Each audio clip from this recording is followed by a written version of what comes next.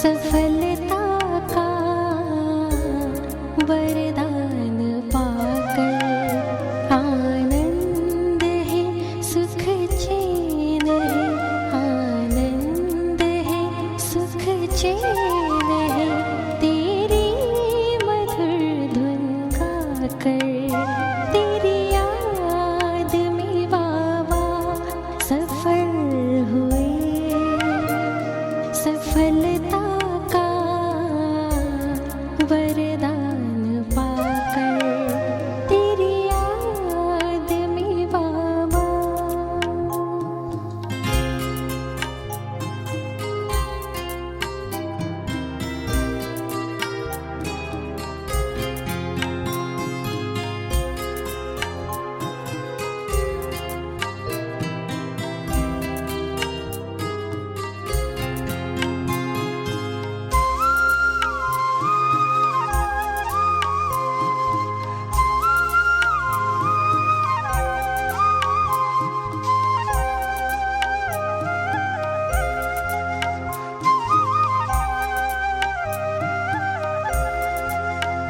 संपन्न है, संपूर्ण है, पाए ज्ञान खजाना।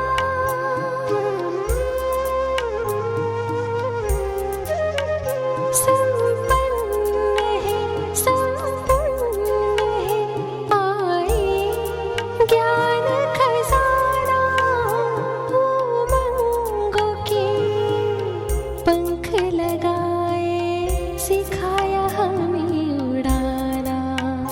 दिल में सुंदर साज बजे, दिल में सुंदर साज बजे, ये गीत गुनगुना कर, तेरी याद में बाबा सफल हुए।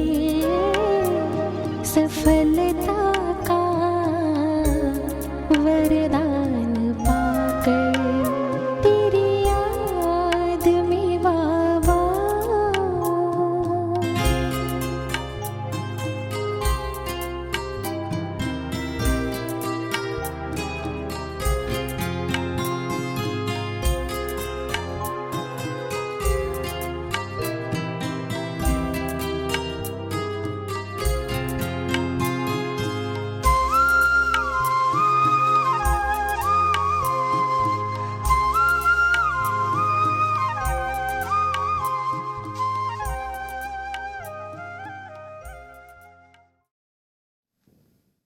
ओम शांति। बाबा की याद आत्मा के जन्म जन्मांतर के पुराने स्वभाव संस्कारों को,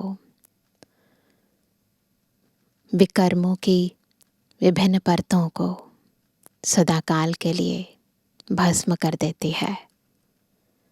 परंतु याद भी जब एकाग्र स्थिति में रहकर हम करें, तब उसका प्रभाव प्रैक्टिकल जीवन में दिखाई देता है। और उसके प्रभाव के लिए बाबा रोज़ हमें हमारा स्वधर्म, स्वस्थिति याद दिलाते हैं, हमें हमारे सत्य स्वरूप में टिकाते हैं और देह सहित देह के सब संबंधों को कैसे भूलना है, उसके लिए भिन्न भिन्न युक्तियाँ बताते हैं। बाप दादा तो हम सब के बीच रहते भी व्यक्त से अव्यक्त हुए। शिव बाबा तो है ही निराकारी, परंतु ब्रह्मा बाबा ने भी प्रैक्टिकल में अपने जीवन में कैसे साकार से आकारी बनना है, उसको प्रत्यक्ष रूप में हम सभी के समक्ष दिखाया। परंतु कितना हम फॉलो फादर करके ईश्वरीय याद में रहकर स्वयं को बदलते हैं, अपने स्वरूप को बदलते हैं, अपनी स्मृतियों को बदलते हैं। उन सब का आधार एक ही है और वो है बाबा की याद। इसलिए रोज़ बाबा मुरली में भी याद का चार्ट बढ़ाने के लिए बार बार कहते हैं। आज की मुरली भी हमारा ये सबसे इम्पॉर्टेंट सब्जेक्ट याद इसकी गहराई बता रही है। सुनते हैं बाबा के मधुर महावाक्य। आज है 8 तारीख 8 दिसंबर 2025।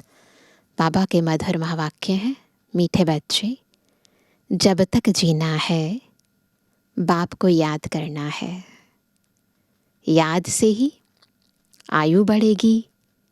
पढ़ाई का तंत यानी सार ही है याद। प्रश्न, तुम बच्चों का अतीन्द्रिय सुख गाया हुआ है, क्यों? उत्तर है क्योंकि तुम सदा ही बाबा की याद में खुशियाँ मनाते हो। अभी तुम्हारी सदा ही क्रिसमस है। क्रिसमस तो क्रिसमस डे पर आएगा 25 दिसंबर, परंतु बाबा कह रहे हैं कि तुम्हारी सदा ही क्रिसमस है। तुम्हें भगवान पढ़ाते हैं, इससे बड़ी खुशी और क्या होगी। यह रोज़ की खुशी है, इसलिए तुम्हारा ही अतीन्द्रिय सुख गाया हुआ है। रोज़ इस खुशी को इमर्ज करो। हम किसके बच्चे हैं, हमें कौन पढ़ाते हैं। गीत है, नयनहीन को राह दिखाओ प्रभु, पग पग ठोकर खाए।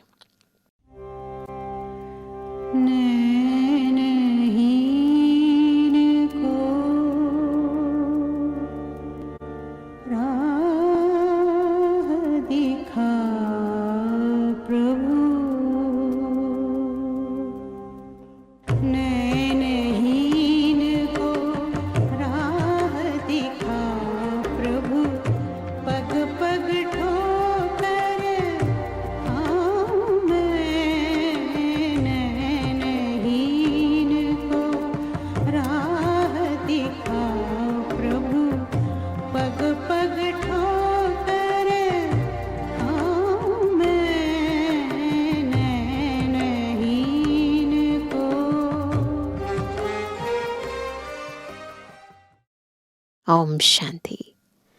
ज्ञान का तीसरा नेत्र देने वाला रूहानी बाप रूहानी बच्चों को समझाते हैं।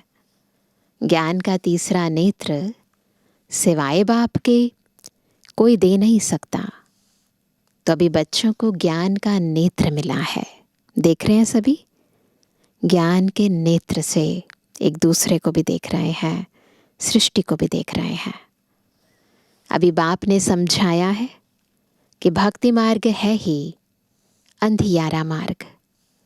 जिसे रात में सोझरा नहीं होता है तो मनुष्य धक्के खाते हैं। लाइट नहीं होती है तो धक्के खाते हैं। गाया भी जाता है ब्रह्मा की रात, ब्रह्मा का दिन। सतयुग में यह नहीं कहेंगे कि हमको राह बताओ, क्योंकि अभी तुमको राह मिल रही है। बाप आ करके मुक्ति धाम और जीवन मुक्ति धाम की राह बता रहे हैं। ये स्थूल रास्ते की बात नहीं है। आत्मा जो भटक गई है उसको सही राह दिखाने की बात है, श्रीमत पर चलने की बात है। तो अभी भटकी है तो राह दिखाने की ज़रूरत है। सतयुग में भटकी नहीं है आत्मा, वहाँ तो है ही सोचरा। तो बाबा कह रहे हैं कि अभी तुम पुरुषार्थ कर रहे हो, अभी जानते हो कि बाकी थोड़ा समय है। दुनिया तो बदलने वाली है। यह तो गीत भी बने हुए हैं, दुनिया बदलने वाली है। परंतु मनुष्य बेचारे जानते नहीं है कि दुनिया कब बदलनी है, कैसे बदलनी है, कौन बदलाते हैं। क्योंकि तीसरा नेत्र तो ज्ञान का है नहीं। अभी तुम बच्चों को यह तीसरा नेत्र मिला है, जिससे तुम इस सृष्टि चक्र के आदि मध्य अंत को जान गए हो। और यही तुम्हारी बुद्धि में ज्ञान की सैक्रीन है। जैसे थोड़ी भी सैक्रीन बहुत मीठी होती है, सैक्रीन की थोड़ी सी बूंद होती है ना, बहुत मीठी होती है, टॉफीज में डलती है अक्सर। वैसे यह ज्ञान के 2 अक्षर मन मना भव, यही सबसे मीठी चीज़ है। बस बाप को याद करो। बाप आते हैं और आकर के रास्ता बताते हैं। कहाँ का रास्ता बताते हैं? शांति धाम और सुख धाम का। तो बच्चों को खुशी होती है। दुनिया नहीं जानती है कि खुशियाँ कब मनाई जाती हैं। खुशियाँ तो नई दुनिया में मनाई जाएंगी ना। यह तो बिल्कुल कॉमन बात है कि पुरानी दुनिया में खुशियाँ कहाँ से आई? पुरानी दुनिया में मनुष्य त्राही त्राही कर रहे हैं। हर मनुष्य दुखी है क्योंकि तमो प्रधान है। तमो प्रधान दुनिया में खुशियाँ कहाँ से आई? सतयुग का ज्ञान तो कोई में भी नहीं है, इसलिए बेचारे यहाँ खुशियाँ मनाते रहते हैं। क्षण भंगुर खुशियाँ मनाते हैं। अभी अभी खुश होते हैं, अभी अभी दुखी हो जाते हैं। देखो क्रिसमस की खुशियाँ भी कितनी मनाते हैं। बाबा तो कहते हैं कि अगर खुशियों की बात पूछनी हो तो गोप गोपियों से, यानी मेरे बच्चों से पूछो। हम बच्चों के सिवाय कोई खुश नसीब है ही नहीं इस दुनिया में, क्योंकि बाप बहुत सहज रास्ता बता रहे हैं। गृहस्थ व्यवहार में रहते हुए, अपने धंधे धोरी का कर्तव्य करते हुए कमल फूल के समान रहो और मुझे याद करो। जैसे आशिक माशूक होते हैं ना, वह भी धंधा धोरी करते एक दो को याद करते रहते हैं। उनको साक्षात्कार भी होते हैं। जैसे लैला मजनू, हीर रांझा, वो विकार के लिए एक दो के आशिक नहीं होते हैं। उनकी स्टोरीज़ सुनते हैं या फिर मूवीज़ बनती हैं तो देखते हैं, तो बिल्कुल मन बुद्धि में जैसे एक की याद ही रहती है। सामने हो या ना हो, परंतु बुद्धि के नेत्र से जैसे उनका साक्षात्कार होता ही रहता है ना। जैसे भक्त लोग कहते हैं जिधर देखो तू ही तू, तो ऐसे ही वो जो दुनिया के अंदर प्रेमी प्रेमिकाएं होती हैं, वो एक दूसरे को बस हर जगह उन्हें वही नज़र आने लगता है। बाबा कहते हैं विकार के लिए एक दो के आशिक नहीं होते हैं। उनका प्यार गाया हुआ है, पवित्र होता है वो प्यार, केवल देखने के लिए। उसमें एक दो के आशिक होते हैं। लेकिन यहाँ वह बात नहीं है। यहाँ तो तुम जन्म जन्मांतर उस माशूक के आशिक ही रहे हो। शिव बाबा के, ईश्वर के, गॉड के आशिक रहे हैं ना। वह माशूक तुम्हारा आशिक नहीं है। बाबा हमारा आशिक नहीं है, हम उसके आशिक हैं। तुम उनको बुलाते हो यहाँ आने के लिए। कहते ना, आ जाओ दर्शन दे दो। हे भगवान, नयनहीन को आकर के राह बताओ। तुमने आधा कल्प बुलाया है। जब दुख ज्यादा होता है तो जास्ती बुलाते हैं। जास्ती दुख में जास्ती सिमरण करने वाले भी होते हैं। देखो अभी कितने याद करने वाले ढेर के ढेर हैं। गाया हुआ है ना, दुख में सिमरण सब करे, सुख में करे न कोई। जितना देरी होती जाती है उतना तमो प्रधान ज्यादा होते जाते हैं। तो तुम चढ़ रहे हो, वह और ही उतर रहे हैं। क्योंकि जब तक विनाश हो तब तक तमो प्रधानता वृद्धि को पाती रहती है। दिन प्रतिदिन माया भी तमो प्रधान वृद्धि को पाती जाती है। देख भी रहे हैं दुनिया के अंदर तमो प्रधानता कितनी ज़्यादा बढ़ती जा रही है। माया अपने बड़े बड़े आकर्षक रूपों में आ रही है। इस समय बाप भी सर्वशक्तिमान है तो माया भी फिर सर्वशक्तिमान इस समय में है। वह भी ज़बरदस्त है। तुम बच्चे इस समय ब्रह्मा मुखवंशावली ब्राह्मण कुलभूषण हो। तुम्हारा है सर्वोत्तम कुल। इसको कहा जाता है ऊंच ते ऊंच कुल। इस समय तुम्हारा यह जीवन अमूल्य है, इसलिए इस जीवन की यानी शरीर की संभाल भी करनी चाहिए, क्योंकि 5 विकारों के कारण शरीर की भी आयु तो कमती होती जाती है ना। तो बाबा कहते हैं इस समय 5 विकारों को छोड़कर योग में रहो तो आयु बढ़ती रहेगी। आयु बढ़ते बढ़ते भविष्य में तुम्हारी आयु 150 वर्ष की हो जाएगी, अभी नहीं। इसलिए बाप कहते हैं कि इस शरीर की भी बहुत संभाल रखनी चाहिए, है ना। ऐसे नहीं बस बाबा की याद में रहना है, परंतु बाबा हमेशा कहते हैं ना, याद में रहना मतलब बैलेंस, क्योंकि हमारा जीवन बहुत कीमती है और जीवन देह और आत्मा दोनों के मेल से बना है। तो अगर आत्मा पावरफुल बन जाती है, आत्मा बुद्धिमान होती है, तो शरीर की भी संभाल रखनी बहुत ज़रूरी हो जाती है, क्योंकि इसी शरीर से हमें बाबा को याद करना है।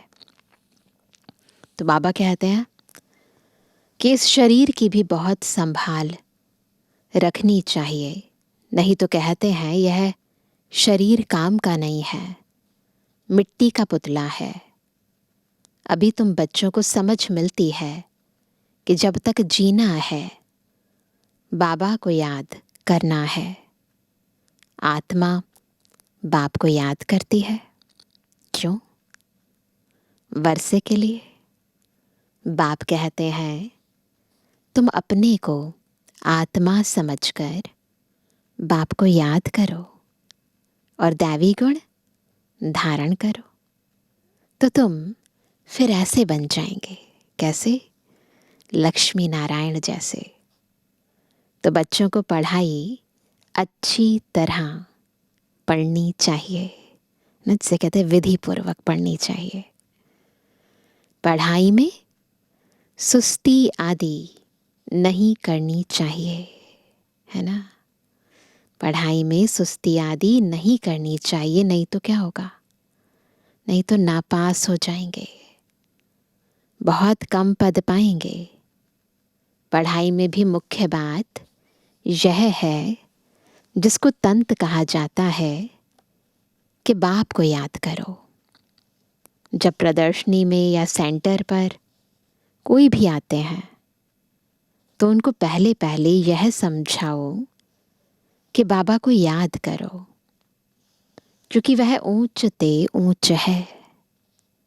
तो ऊंचे ते ऊंचे को ही याद करना चाहिए, उनसे कम को थोड़ी याद करना चाहिए। कहते हैं ऊंचे ते ऊंचा भगवान। भगवान ही तो नई दुनिया की स्थापना करने वाले हैं। देखो बाप भी कहते हैं नई दुनिया की स्थापना मैं करता हूँ, इसलिए तुम मुझे याद करो तो तुम्हारे पाप कट जाएं। तो यह पक्का याद कर लो, क्योंकि बाप पतित पावन है ना।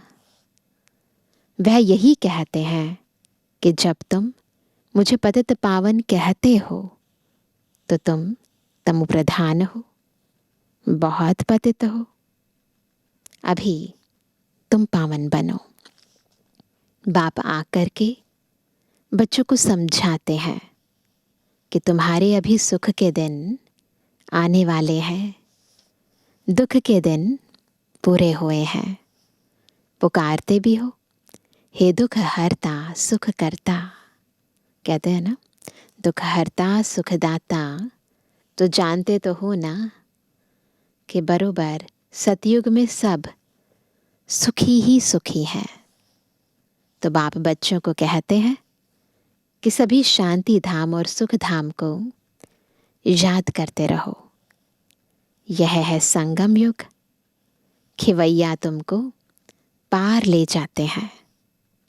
बाकी इसमें कोई खेवैया या नैया की बात है नहीं। ये जैसे अलंकृत भाषा होती है, समझने की बात है।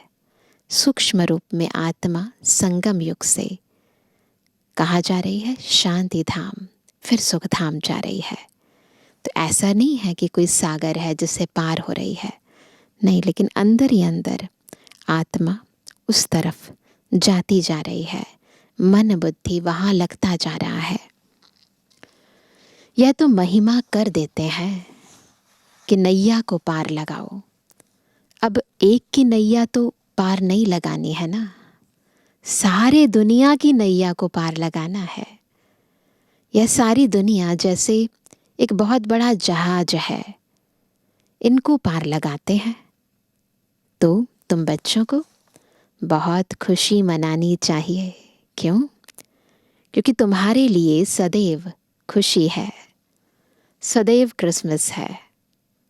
जब से तुम बच्चों को बाप मिला है, तुम्हारी क्रिसमस सदैव है। इसलिए अतीन्द्रिय सुख गाया हुआ है। देखो, यह सदैव खुश रहते हैं। क्यों? अरे, बेहद का बाप मिला है, वह हमको पढ़ा रहे हैं। तो यह रोज की खुशी होनी चाहिए ना। बेहद का बाप पढ़ा रहे हैं, वाह! कभी कोई ने सुना? गीता में भी भगवानुवाच है कि मैं तुमको राजयोग सिखलाता हूँ। जैसे वह लोग बैरिस्ट्री योग, सर्जनरी योग सिखलाते हैं, मैं तुम रूहानी बच्चों को राजयोग सिखाता हूँ। तो बाबा हमारा सुप्रीम टीचर हमें राजयोग सिखाते हैं। तुम यहाँ आते हो तो बरोबर राजयोग सीखने आते हो ना, मूझने की तो दरकार नहीं। तो राजयोग सीखकर पूरा करना चाहिए ना। पूरी यार जो पढ़ाई होती है अधूरी नहीं छोड़ी जाती है। तो जैसे वहाँ बैरिस्टर बनते हैं तो पढ़ाई पूरी करते हैं ना, तभी बैरिस्टर बनते हैं। तो यहाँ भी बाबा कहते हैं कि राजयोग सीखने आए हो तो फिर पूरा सीखना चाहिए ना। तो राजयोग सीख कर पूरा करना चाहिए ना, भागंती तो नहीं होना चाहिए। पढ़ना भी है तो धारणा भी अच्छी करनी है। टीचर पढ़ाते हैं धारणा करने के लिए। हर एक की अपनी अपनी बुद्धि होती है, किसकी उत्तम, किसकी मध्यम, किसकी कनिष्ठ।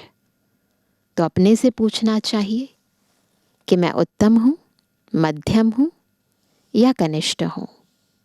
अपने को आपे ही परखना चाहिए कि मैं ऐसे ऊंचे ते ऊंचा इम्तिहान पास करके ऊंच पद पाने के लायक हूँ। खुद से पूछो, इतना ऊंचा इम्तिहान पास करके ऊंच पद पाने के लायक हूँ? मैं सर्विस करता हूँ? बाप कहते हैं बच्चे सर्विसेबल बनो, बाबा को फॉलो करो, क्योंकि मैं भी तो सर्विस करता हूँ ना। ब्रह्मा बाबा भी तो सेवा करते हैं, शिव बाबा भी सेवा करते हैं। आया ही हूँ सर्विस करने के लिए और रोज रोज सर्विस करता हूँ, क्योंकि रथ भी तो लिया है ना। रथ भी मजबूत अच्छा है और सर्विस तो इनकी सदैव है। बाप दादा तो इनके रथ में सदैव है। भले इनका शरीर बीमार पड़ जाए, मैं तो बैठा हूं ना। तो मैं इनके अंदर में बैठ करके लिखता भी हूं। अगर यह मुख से नहीं भी बोल सके तो मैं लिख सकता हूं। मुरली नहीं मिस होती है। बाबा ऐसा टीचर है जो कभी छुट्टी नहीं लेता है। बच्चों की मुरली कभी मिस नहीं होती। जब तक बैठ सके, लिख सके, तो मैं मुरली भी बजाता हूँ। बच्चों को लिख करके भेज देता हूँ, क्योंकि सर्विसेबल होना, ऐसा टीचर कभी नहीं मिला हमें, इतना सर्विसेबल टीचर। तो बाप आकर के समझाते हैं कि तुम अपने को आत्मा समझ करके, अपने को आत्मा समझ करके, निश्चय बुद्धि हो करके सर्विस में लग जाओ। ये विधि है। पहले अपने को आत्मा समझना है, निश्चय बुद्धि, खुद पर भी निश्चय, बाबा पर निश्चय, ड्रामा पर निश्चय, बस निश्चय बुद्धि होकर फिर सेवा पे लग जाओ। बाप की service, on God fatherly service, जैसे वह लिखते हैं ऑन हिज मैजेस्टी सर्विस, दुनिया में लिखते हैं। तो तुम क्या कहेंगे, है ना, वो कहेंगे ऑन हिज मैजेस्टी सर्विस, तुम क्या कहेंगे? यह मैजेस्टी से भी ऊंची सर्विस है। ये तो बहुत ऊंचा है बाबा, क्योंकि मैजेस्टी यानी महाराजा बनाते हैं। यह भी तुम समझ सकते हो बाबा कितनी बड़ी सेवा करते हैं कि हम खुद महाराजा बन जाते हैं, है ना। ऐसा ज्ञान, ऐसी सेवा करते हैं। तो यह भी तुम समझ सकते हो कि हम बरोबर वर्ल्ड का मालिक बनते हैं, और कोई नहीं समझ सकता कि विश्व के मालिक हम कैसे बनते हैं। तो ये हम समझ सकते हैं, बुद्धि में हमारे है। कैसे बाबा आते हैं, कैसे हमें पढ़ाते हैं, तो अभी हम समझ सकते हैं कि बरोबर हम वर्ल्ड का मालिक बनते हैं। तुम बच्चों में जो अच्छी रीति पुरुषार्थ करते हैं, उनको ही महावीर कहा जाता है। तो ये जांच करनी होती है कि कौन महावीर है, जो बाबा के डायरेक्शन पर चलते हैं। बाप समझाते हैं कि बच्चे अपने को आत्मा समझो, भाई भाई को देखो। बाप अपने को भाइयों का बाप समझते हैं और भाइयों को ही देखते हैं। सभी को तो नहीं देखेंगे, है ना, सभी को तो नहीं देखेंगे। यह तो ज्ञान है कि शरीर बिगड़ तो कोई सुन ना सके, बोल ना सके। तुम तो जानते हो ना कि मैं भी यहाँ शरीर में आया हूँ। मैंने यह शरीर लोन लिया हुआ है। शरीर तो सबको है, शरीर के साथ ही आत्मा यहाँ पढ़ रही है। तो अभी आत्माओं को समझना चाहिए कि बाबा हमको पढ़ा रहे हैं। ये निश्चय होना चाहिए कौन पढ़ा रहे हैं। बाबा की बैठक कहाँ है? अकाल तख्त पर। बाबा ने समझाया है कि हर एक आत्मा अकाल मूरत है, वह कभी विनाश नहीं होती है, कभी भी जलती, कटती, डूबती नहीं है, छोटी बड़ी नहीं होती है। शरीर छोटा बड़ा होता है तो दुनिया में जो भी मनुष्य मात्र हैं, उनमें जो आत्माएं हैं, उनका तख्त यह भ्रुकुटी है। शरीर भिन्न भिन्न है, किसका अकाल तख्त पुरुष का, किसका स्त्री का, किसका बच्चे का। तो जब भी किससे बात करो तो यही समझो कि हम आत्मा है, अपने भाई से बात करते हैं, बाप का पैगाम देते हैं कि शिव बाबा को याद करो। तो यह जो जंग लगी हुई है वह निकल जाए। जैसे सोने में एलॉय पड़ती है तो वैल्यू कम होती है, तो तुम्हारी भी वैल्यू कम हो गई है, अभी बिल्कुल ही वैल्यूलेस हो गए हैं। इसको देवाला भी कहा जाता है। आत्मा के अंदर पवित्रता नहीं है ना, तो जैसे देवाला निकल गया, खाली हो गई अंदर से। भारत कितना धनवान था, अभी कर्जा उठाते रहते हैं। विनाश में तो सबका पैसा खत्म हो जाएगा, देने वाले लेने वाले सभी खत्म हो जाएंगे। बाकी जो अविनाशी ज्ञान रत्न लेने वाले हैं, वह फिर आकर अपना भाग्य लेंगे। हम कौन है? ज्ञान रत्न लेने वाले। अच्छा, तुम लकी सितारों पे याद प्यार नंबरवार पूछा करता। रूहानी बच्चों की रूहानी बाप दादा को गुड मॉर्निंग, नमस्ते नमस्ते नमस्ते। धारणा के लिए मुख्य सार। पहला, बाप को फॉलो कर बाबा के समान सर्विसेबल बनना है। बाबा के समान सर्विसेबल बनना है। अपने को आपे ही परखना है कि मैं ऊंचे ते ऊंचा इम्तिहान पास करके ऊंच पद पाने के लायक हूँ। दूसरा, बाबा के डायरेक्शन पर चलकर महावीर बनना है। जैसे बाबा आत्माओं को देखते हैं, आत्माओं को पढ़ाते हैं, ऐसे आत्मा भाई भाई को देखकर बात करनी है। वरदान है, श्रेष्ठता के आधार पर समीपता द्वारा कल्प की श्रेष्ठ प्रारब्ध बनाने वाले विशेष पाठधारी भव। श्रेष्ठता के आधार पर समीपता द्वारा कल्प की श्रेष्ठ प्रारब्ध बनाने वाले विशेष पाठधारी भव। इस मरजीवा जीवन में श्रेष्ठता का आधार दो बातें हैं। एक, सदा परोपकारी रहना। दूसरा, बाल ब्रह्मचारी रहना। परोपकारी, बाल ब्रह्मचारी।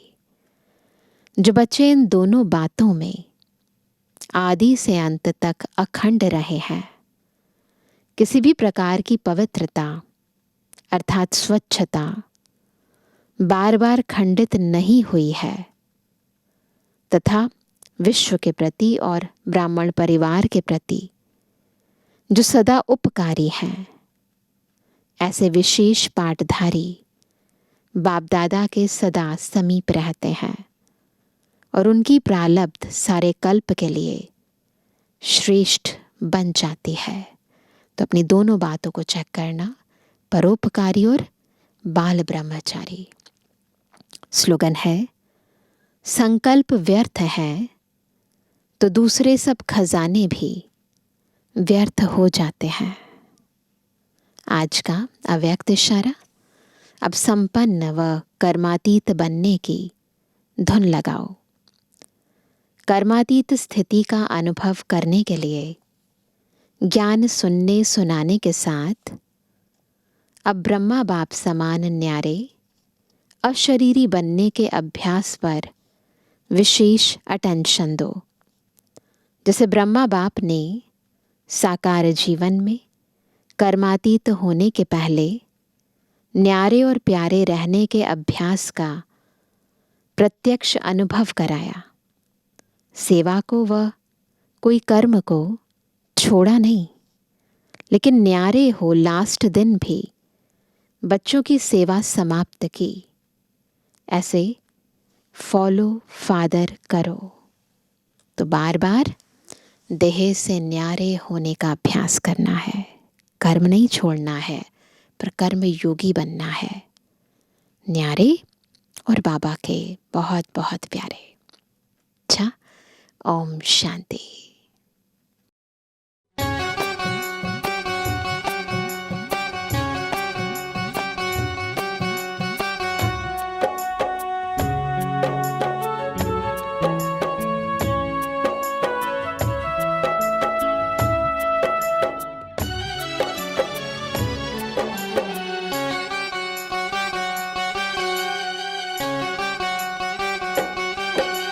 सबको भूल कर एक बाबा को याद करो। सबको भूल कर एक बाबा को याद करो। अपना जीवन आबाद करो। अपना जीवन आबाद करो। सबको भूल कर एक बाबा को याद करो। सबको भूल कर एक बाबा को याद करो, अपना जीवन आबाद करो, अपना जीवन आबाद करो।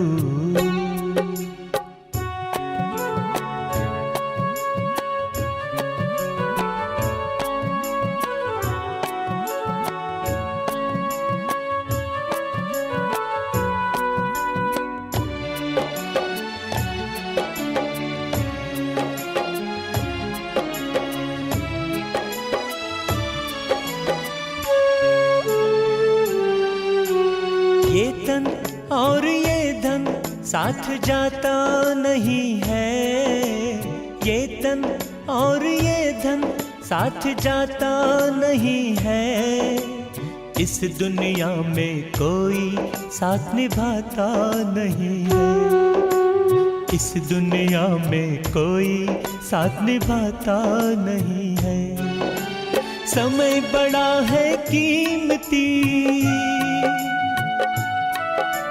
समय बड़ा है कीमती, इसे ना बर्बाद करो, अपना जीवन आबाद करो,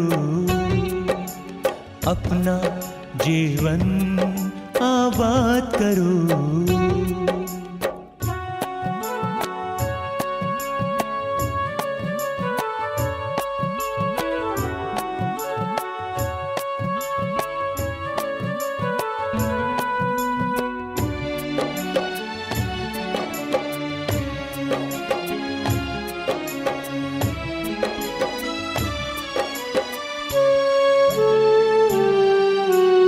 ऐसा प्यारा बाबा फिर कब मिलेगा, ऐसा प्यारा बाबा फिर कब मिलेगा।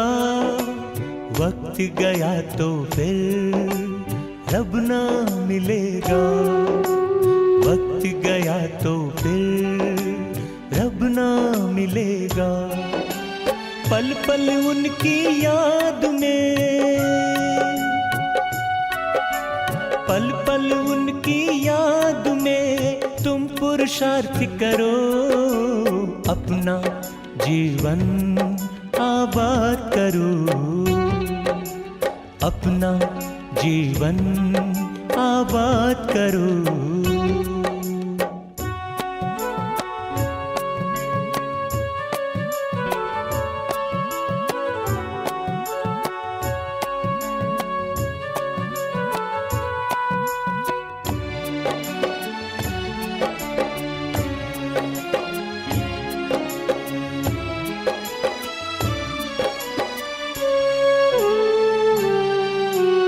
कब करेंगे ये ना सोचो, अब ही करना है।